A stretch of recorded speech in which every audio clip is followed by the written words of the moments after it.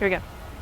Hi, I'm Ann Lawrence, and welcome to episode 48 of Art This Week. Art This Week is our video podcast where we visit galleries and museums and speak with artists and curators about current exhibitions in and around the Dallas-Fort Worth area. This week, we visit Conduit Gallery and speak with Gabriel Dawe about his latest installation, Plexus II Convergence. Now for Art This Week. This week, we visited Conduit Gallery, located at 1626C Highline Drive. They currently have 3 exhibitions. Dallas artist Susie Phillips's exhibition, Crazy Work, features large-scale cut paper collages and mixed media works. Phoenix-based artist Carrie Merrill made portraits of farm animals in gouache for her exhibition, The Splendid Table. Merrill, who says she struggles to maintain a vegetarian diet, here reflects on the treatment of animals in factory farms. The 3rd exhibition in the project room features an installation by the artist Gabriel Dawe. Dawe is currently a graduate student at the University of Texas at Dallas and an artist in residence at Central Track. While at the gallery, we had a chance to speak with him about the exhibition. So we're here at Conduit Gallery with Gabriel Dawe with his new installation, Plexus II Convergence. Mm-hmm. Can you tell us a little bit about how you created this? Well, it was about a 1-month process of planning, and then it was like the physical installation was 1 week, like really intense week. And in the first day we installed the structure that's holding all the thread. It's all thread.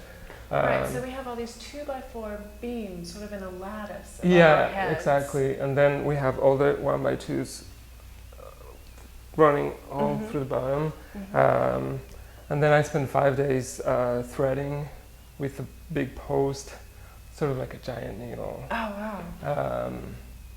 So that was sort of the material process, or the conceptual process. This all comes from my previous show, which was at Central Track, Transitive Pairings, Body Object. And I worked with architect Gary Cunningham. We did this collaborative project, and it's this giant eye thing that's goes from the outside of the building into the gallery. And when we started doing the process for that project, I knew I wanted to do because he was an architect and I'm an artist that works with fiber, I wanted to create a structure, like an architectural structure made out of the main material that is from clothing, which is thread. And also at the time I was reading, I was doing research for another project, and I was reading a lot of about social constructions and about Foucault, Michel Foucault. And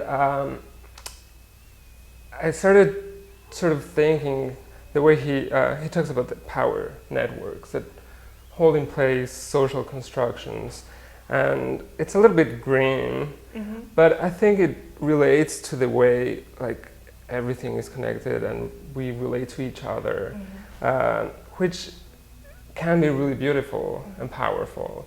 And so it sort of this whole mix became this. Right. So you had all these different influences coming in. Yeah. This is really, really beautiful, and when you're standing inside of it, you get this sense of almost vertigo because of the way that the colors are on different planes. Yes, exactly. The way I started building is sort of like from the back towards the ends. So this area, because it's crisscrossing, it's sort of putting one layer after layer, and they're not all in one level, so it just gives it this depth that plays with your eye and with your perceptions, and it just makes you kind of lose your surroundings. Right. Yeah. How did you decide to do this particular these particular colors? I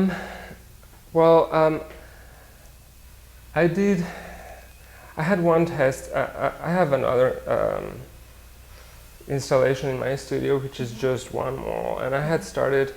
It's this sort of curved thing that it's sort of like the opposite of this, but because it's just one wall, it's sort of more one plane. but it goes from yellow to purple. Oh, okay. So you're doing the full color spectrum, just like you Yeah, did here. yeah, and I like working with the spectrum because in a way I think it's sort of materializing light. That's why I thought, because I was going to do this sort of vortex, it's not quite a vortex, but this sort of triangular structure, I wanted to sort of give it a light center that went into darker colors. So have you done installations this size before? This is the biggest one I've done. The one in my studio is 15 by 15 feet, so it's a little bit taller, but it's just one wall, and it comes out 3 feet. But this is the largest one. It's sort of double the size. Yeah, well, of the one in my studio. It's really beautiful and very complex. I don't know. I really like that it's a very simple thing. It's just thread, and yet it's really complex the way it crisscrosses and create this just geometry, which also relate. When I was doing the conceptual processing, it also relates to the way the inherent force in nature that is self-organizing. And the universe. So the geometry that you find in nature. Yeah, exactly. And the repeating patterns and harmonies. So yeah, this is really, it's really nice the way it starts making curves. It's all straight lines, but you have, because of the way they crisscross and the threads crisscross, it just starts doing these curves. Right, so you've got these really amazing curves right here that look like, it's really just your eye putting the yellow threads in line as you look at it from a certain angle. And then if you sort of walk around it, like they start moving with you, so that it's really, and it's what makes it play with your eye and your perception.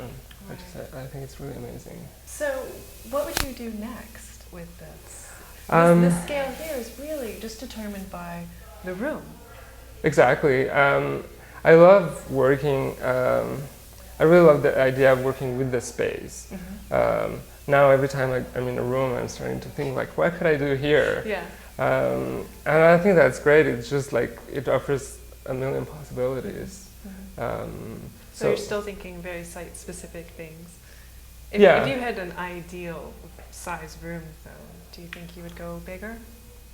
Oh yes, yes, absolutely. I just did a proposal for a room that's 35 by 35 feet. Wow. So it's going to, it's just going to cover 2 walls, but hopefully I'll do it. But it's definitely, I can really think larger. Yeah. Yeah. Well, that's very exciting. Yeah. Thank you very much. Thank you. That's it for Art This Week. We want to thank Gabriel for speaking with us. More information on him can be found at GabrielDawe.com. The exhibition is up through June 12, 2010. Carrie Merrill can be found at CarrieMerrill.com. Susie Phillips can be found at SusiePhillipsArt.com. Their exhibitions are up through May 1st, 2010. We also want to thank Conduit, especially Danette and Nancy, for letting us film in the gallery. More information about them and this exhibition can be found at ConduitGallery.com. For those of you that have already friended us on Facebook or followed us on Twitter, thank you. If you enjoy our podcast, please tell your friends. That's it for Art This Week. Thanks for watching. That's it for Art This Week. We want to thank Gabriel.